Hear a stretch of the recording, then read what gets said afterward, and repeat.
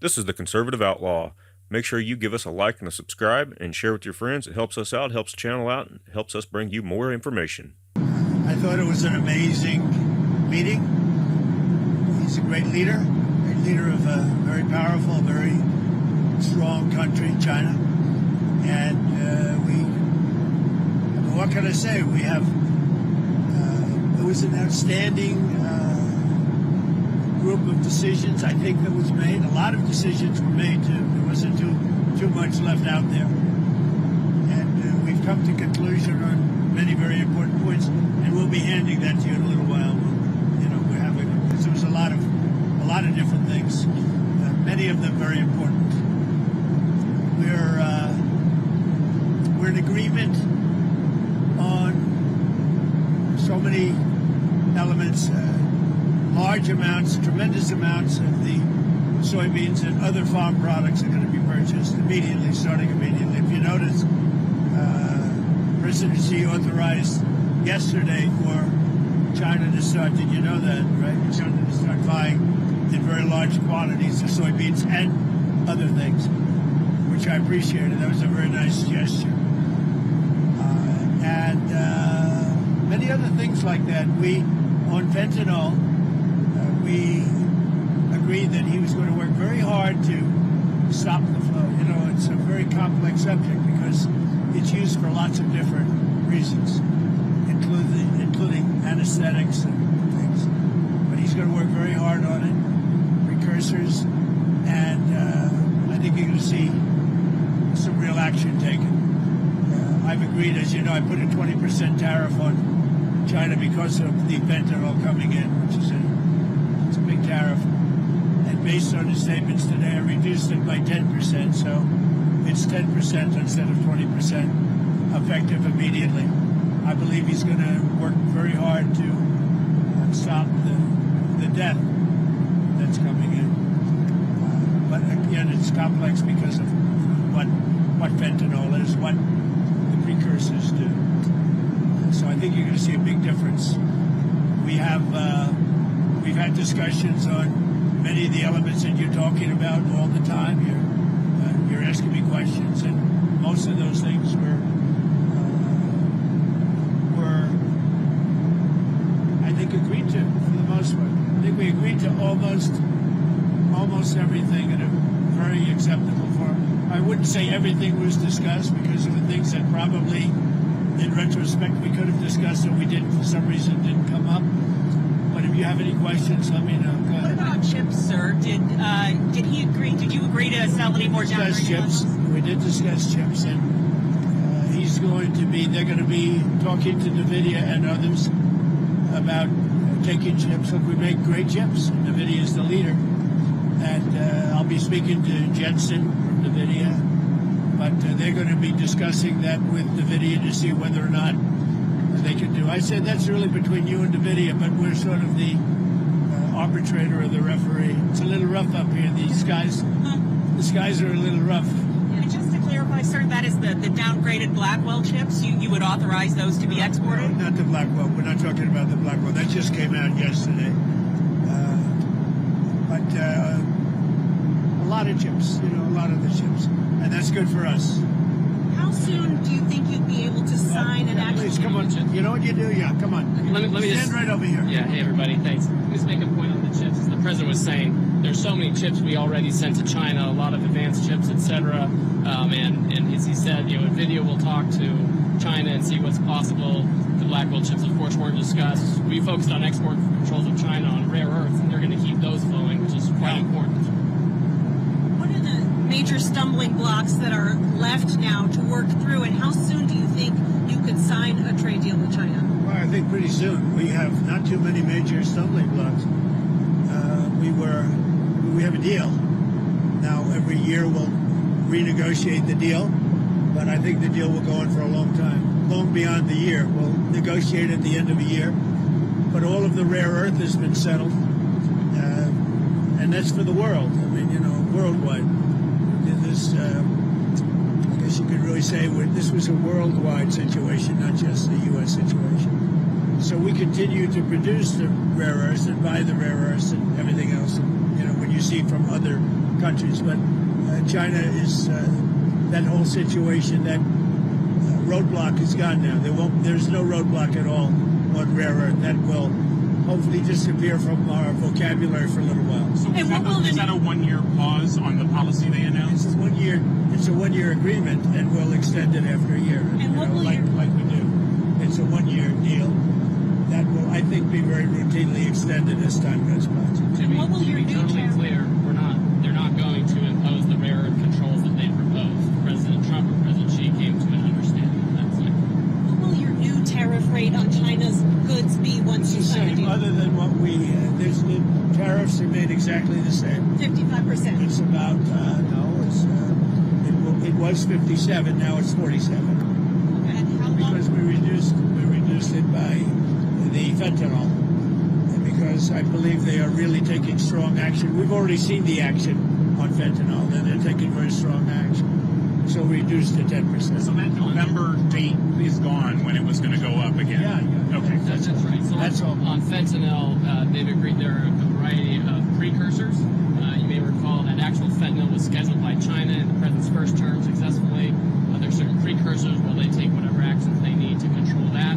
If they can control rare earths, we know they can control the precursors. And President Xi, I think, was very strong in saying he was going to enforce those laws internally. And of course, we'll watch that. And we'll He's work going to be with them. very strong in enforcing the fentanyl, everything having to do with fentanyl and regulations internally, including taking very strong measures against those that don't obey. And a variety of other tariffs still remain. The Section 301 tariffs from the original, a variety of Section 232 tariffs.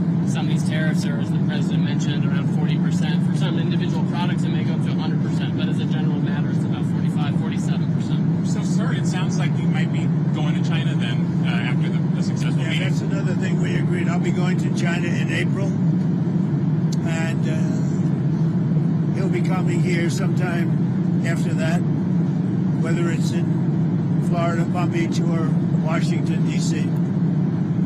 Did you read anything on the shipping fees, the 301 shipping investigation? Well, that's been So we're going to postpone that while we negotiate with them about that issue. We're trying to rebuild shipbuilding. The Cranes just agreed to invest $150 billion in shipbuilding, so we think we have a good path forward. but that's no longer an issue. Did the war in Ukraine or Taiwan come up? We discussed that, and we discussed basically these are rough winds in Asia. I must tell you, this is a rough flight. We could have waited an hour, maybe. This is a little tough. These are tough conditions for interviews. They're going to be watching Trump. They're going to say he didn't look too good. He's got the shakes. I don't have the shakes, but people are going to think I do.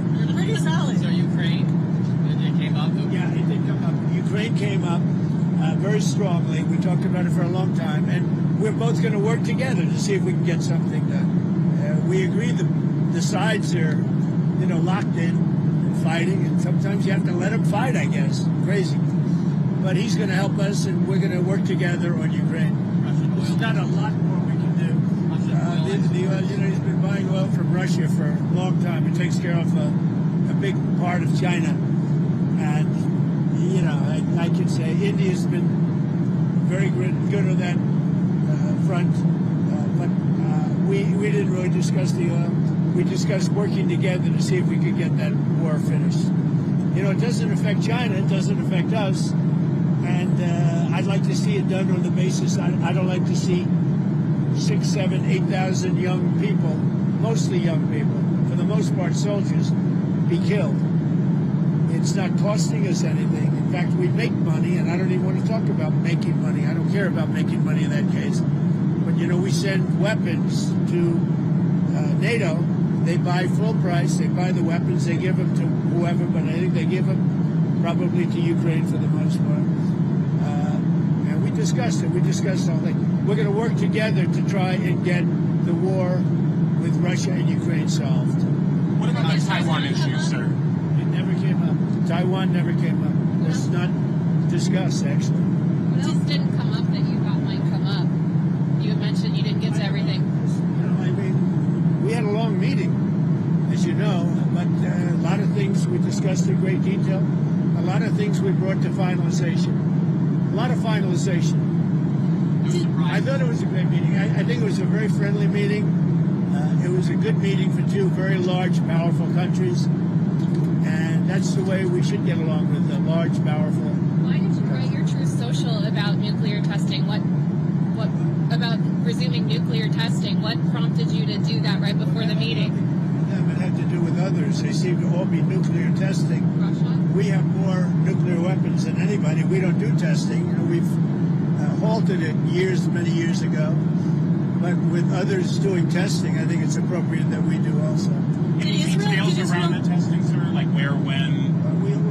It'll be announced. We have test sites. It'll be announced. Did Israel give you a heads up before they bombed Gaza? And is it still a ceasefire if they're stopping? Ceasefire. It is. No, they had a sniper, and one of their soldiers were killed, and they did retribution. So we'll see. But it is a ceasefire.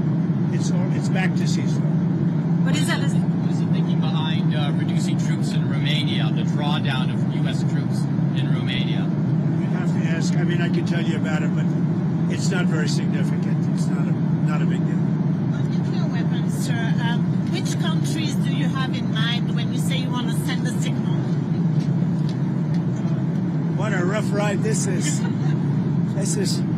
The interviews are tough enough without your life being threatened. You guys okay? Yes, sir. The camera guy's very steady. We're going to look real bad today on television, I'll tell you. I think that, it's pretty much, I think we've discussed mostly what we said, pretty comprehensive. We're going to issue a statement on some of the details. But overall, I guess on the scale of from 0 to 10, with 10 being the best, I would say the meeting was a 12. Okay, I think it was a 12. I think very importantly, just the whole relationship is very, very important. And I think it was very good. And especially coming on the heels of the successful trip. We're in Malaysia. You signed a peace deal for Cambodia and Thailand. Critical mineral deals with all our allies. So many successful meetings. Right? And so many meetings great for our country with literally hundreds of billions, trillions of dollars have come into our country over the last 4 days, represented by this meeting. But trillions of dollars, where Toyota is going to build plants, $10 billion worth of plants. And, I could go over so many different companies coming in. They're pouring money into the United States. So beyond even this meeting, this was an unbelievable trip. And I hope you're glad you were a part of it. It was big. Every country, Japan, I mean, you look at South Korea, Japan, and so many other countries that we met there, they're investing tremendous amounts of money in the United States, like money that we've never seen before. So are we investments from China in the U.S., additional investments, anything like that? They have investments, and they will invest. And China, I think they feel very strongly. They congratulated me on the tremendous success that we've had, because there's never been a country that has had so much money come into it for purposes of investment, for building, for auto plants, for AI, etc. So he was very strong on congratulating me for that. But he didn't commit to any additional investment or outflow. We didn't really discuss it, but he would. Did you ever get through to Kim Jong-un about setting up a meeting? Does he have a phone? We never were able to talk because I was so busy. And really, this is why we came. I think it would have been maybe disrespectful to the importance of this meeting if we did that. So I'd come back with respect to Kim Jong-un. I'd come back. What do you want to talk about with him? I had a great relationship with Kim Jong-un. I think if I didn't get elected, you would have had, if Hillary Clinton came in at the time, who he doesn't like too many people other than me, if you want to know the truth. I think you would have had a big war. Could have been a very bad war, too. Sort of with the nuclear announcement, just one more on the nuclear announcement. Do you worry that we're entering a more risky environment when it comes to nuclear issues? No, I don't think so. I think we have it pretty well locked up. But we have more than anybody. But I see them testing. I say, well, if they're going to test, I guess we have to test. I'd like to see a denuclearization because we have so many, and Russia has some. Russia's second, and China's third, and China will catch up within 4 or 5 years. I think de-escalation would be, they would call it denuclearization, would be a tremendous thing. And it's something we are actually talking to Russia about that, and China would be added to that if we do something. Thank you all. It was a great success. It was a great honor. I mean, he's a tremendous leader of a very powerful country, and I give great respect to him, and we appreciate the fact that he came for this meeting. Thank you very much. Thank you, sir. Anything on Canada? Anything on Canada? We had a very nice conversation with him last night. We really did. Thank you.